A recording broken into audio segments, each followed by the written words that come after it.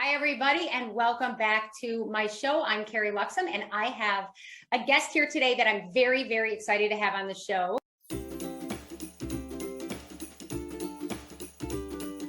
His name is Dan Anfinson, and he is the Chief Operating Officer at MH Restaurant Group. He has joined me today to share his perspective on what it takes to have success as a restaurant multi-unit leader. Welcome to the show, Dan. Let's jump right in. Why do you think the transition from a general manager to multi-unit leader fails so often? Yeah, awesome question. Industry-wide, there's not a lot of formal training on how to become a multi-unit leader. And truth be told, as a general manager of a restaurant, what made you successful in that role, that skill set will not translate effectively over to a multi-unit leadership role. From this perspective, you go in being the star player on the field in your restaurant, to now you become the coach and eventually the biggest fan of the players out in the field. And making that transition is very, very difficult. And it's really not about the technical skill set of that individual. It's more here and here. Yeah. And making that transition and learning how to become that raving fan of your team and become that coach and recognize that there are star players out there beyond you. Mm-hmm. It can be very difficult. Right. So it's getting, you're in the game every day, and then you're stepping out of the game and you're trying to inspire the players in the game. And that's right. That's right. Absolutely be hard. I agree with that. So since you've been multi-unit leadership roles, what do you think you have learned throughout the years that maybe you didn't know back then when you initially made the transition? What do you think you've learned the most over the years?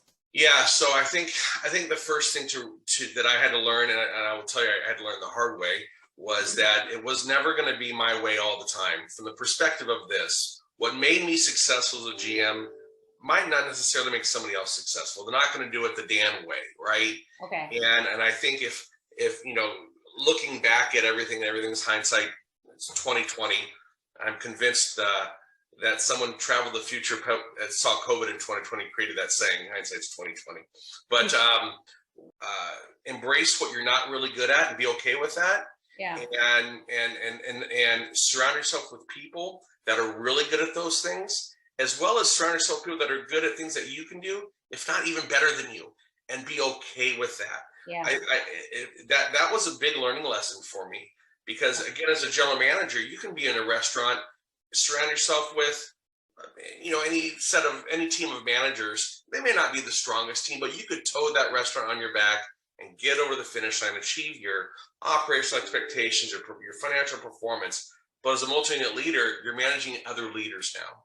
Yeah. And you have to really learn that they're going to do it their way within the guidelines of the brand. And your job is to coach them along that way, as opposed to either do it for them, be that senior GM more or less, or demand that, no, what you've done the last several years is, I want you to do it this way now. And that'll never work. It'll never work. Yep. That's some great stuff. So Dan, let's say you were invited to go into a room with 100 brand new multi-unit leaders. What do you think is single-handedly the best advice that you could give to those multi-unit operators? I think the best advice I would be is learn how to listen really well. Learn how to listen. Don't be the first to either offer a solution. Don't be the first to give your opinion. Listen. Mm-hmm. And become a fan of that person. Build a relationship. Understand that the energy you bring to that room is about establishing trust, about establishing loyalty amongst that person. That'd probably be the first advice I would give, is listen. Awesome.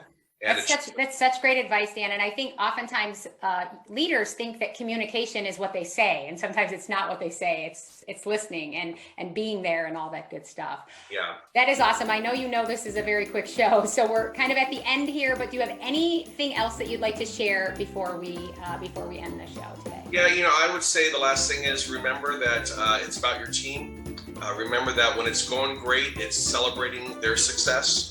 And that's where becoming the fan comes into play. And when it's not working, look in the mirror first. Don't address the situation. Look in the mirror and say, what do I need to do differently? That'd be the best thing I'd say.